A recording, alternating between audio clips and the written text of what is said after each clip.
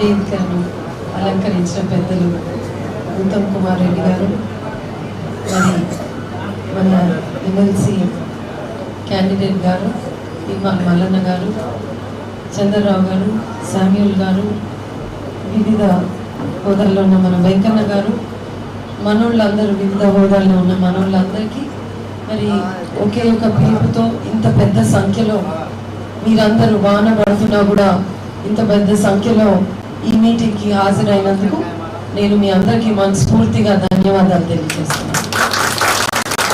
మరి మన ఈ కాన్స్టిట్యున్సీలో కోదాడులో అనంతగిరి నుంచి 1310 ఓట్లు, చిలుకూరు నుంచి 2200, కోదాడు నుంచి 5300, మునుగాల 2200, నడిగూడెం 1300, అట్లాగే మోతే దాదాపు 2200, దాదాపు 14,000 ఓట్లు ఉన్నాయండి ఇక్కడ మనకు.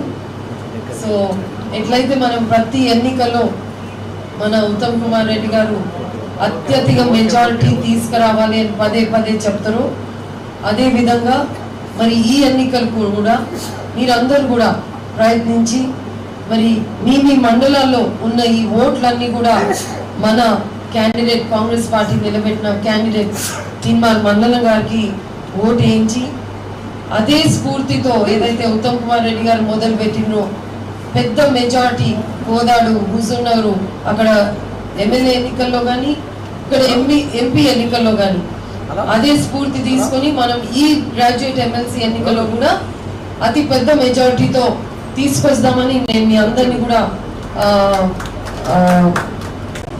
కోరుతున్నాను.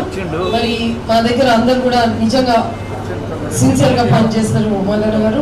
So definitely we will make our effort, మీకు పెద్ద మెజారిటీతో గెలిపిస్తామని కూడా నేను మీకు మాటిస్తున్నాను. జై హింద్, జై కాంగ్రెస్.